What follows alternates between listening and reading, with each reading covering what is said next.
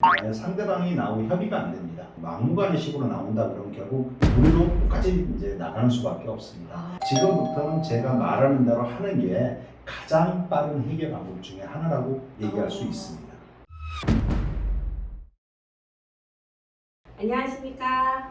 미소 경매 TV입니다. 지난 시간에 명도에 대해서 저희가 살펴보았는데요. 원활하게 협의가 이루어지면 어렵지 않을 것이다 라고 검사를 통해서 용기를 얻게 되었는데요. 하지만 협의가 원활하게 이루어지지 않을 때, 그럴 때는 어떠한 절차로 명도를 해결해야 하는지에 대해서 오늘은 살펴보도록 하겠습니다. 그 가르쳐 주신 대로 원활한 협의를 이끌어 나가려고 하는데, 근데 이제 점유자가 난 나가지 않을 거예요 라고 이렇게 막무가내로 나온다. 이럴 때는요, 어떻게 해야 될까요? 제가 저번 시간에 말씀드렸던 협의라는 과정은요, 저 같은 경우에 협의를 한다는 얘기고 저 같은 경우에 이사를 지급한다는 얘기지, 협의가 없이 무대포로 명도를 하시는 분들도 계세요. 그렇기 때문에 제가 말하는 게 정답은 아니고, 저 같은 경우에는 협의를 갖다가 원칙으로 하고 있기 때문에 그렇습니다. 하지만 지금부터 이렇게 만약 상대방이 나오고 협의가 안 됩니다. 막무가내 식으로 나온다 그러면 결국 우리도 똑같이 이제 나가는 수밖에 없습니다. 그러기 위해서는 집행하는 단계로 가야 되거든요. 그럼 이게 집행이란 거는 법적인 절차입니다. 그래서 지금부터는 제가 말하는 대로 하는 게 가장 빠른 해결 방법 중에 하나라고 얘기할 수 있습니다. 그러면 협의가 이제 어긋났다, 되지 않았다 하면 가장 먼저 해야 할 게 무엇인가요? 일단 내가 현재 점자를 갖다 강제 집행하기 위해서는요, 내가 그런 권리가 있다는 증서를 제출해야 됩니다.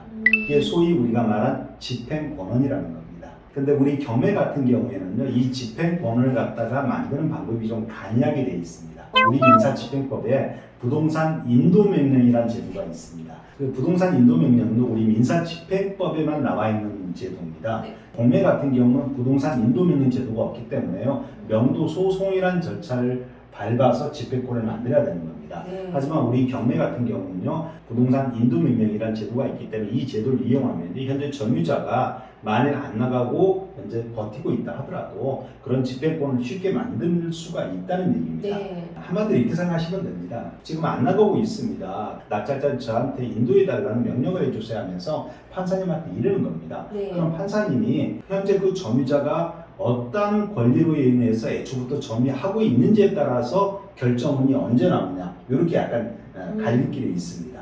점유자가 채무자 소유자인 경우는 바로 나옵니다. 거의 일주일 안면 모든 결정문이 나온다 생각하면 되는 거예요. 다만 임차인이 존재하는 경우에는요, 임차인에 대한 인도명 결정문은 좀 늦게 나옵니다.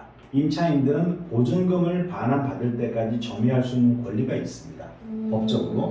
그렇기 때문에 그 임차인들이 보증금을 반환받을 때까지, 한마디로 배당 기일이라는 게 있겠죠. 네. 법원의 마지막 절차입니다. 배당 기일까지는 점유할 권리가 있기 때문에 배당 기일 전에는 인도명 결정문이 잘 안 나온다고 보시면 돼요. 그러니까 거의 배당 기일 이후에 인도명 결정문을 갖다 법원에서 발령을 해주죠. 부동산 인도 명령 결정문이 네. 나오면 순순히 나가나요? 근데 이게 상대방한테 송달되고 다 가거든요. 네. 그럼 상대방이 그걸 딱 받아두고 이러면서 짐 싸두고 나가면 얼마나 좋겠습니까? 네. 그런데 이제 안 가고 계속 이제 정리하고 있다는 거죠. 그러면 결국은 우리 낙찰자 입장에서는 그 인도명 결정문하고요, 그 다음에 이 결정문이 상대방한테 송달됐다는 송달 증명원, 그리고 마지막 하나, 낙찰자인 내가 현재 점유하고 누구누구를 갖다 집행해도 좋다는 수락문구가 들어가 있는 집행문을 부여받으면 됩니다. 이 세 개를 갖다가 갖고요, 법원으로 가는 게 아니고요, 집행관 사무소로 가시면 됩니다. 집행관 사무소에 가서 강제집행 신청을 갖다가 별도로 하시면 됩니다. 집행을 신청하면서 비용도 연합을 해야 돼요. 그럼 그 강제 집행 비용은 낙찰자가 부담을 해야 되는 건가요? 원래는 강제집행 비용이라는 거는요, 실제 누구 때문에 들어가는 비용이죠? 점유자가 안 나가서. 그분이 안 나감으로 인해서 우리 채권자, 낙찰자는 우리가 지금 돈을 미리 지출하는 거잖아요. 네. 그럼 결국 그 비용에 대해서 점유자에 대해서 청구할 수 있을까요, 없을까요? 청구해야만 할 것 같아요. 그렇죠. 청구할 수 있습니다.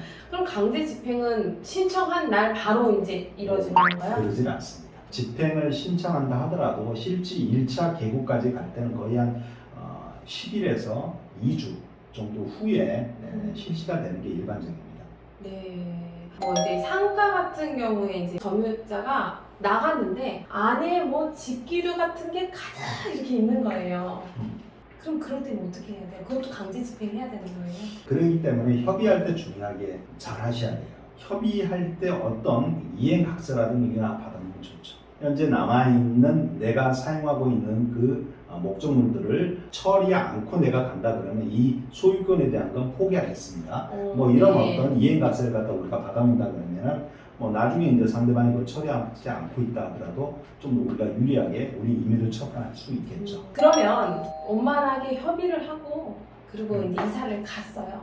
근데 관리비가 미납이 엄청 많이 되어 있는 거예요. 낙찰자가 그거 다 물어야 하는 건가요? 체납된 관리비는 낙찰자 우리가 인수하게끔 되어 있습니다. 다만 그 관리비 중에서 공용 관리비만 인수하게끔 되어 있습니다. 안에 있는 뭐 도시가스를 사용한다는 미납됐다든가 전기 수도가 미납됐다든가 이런 것들은 우리하고 상관이 없는 거죠.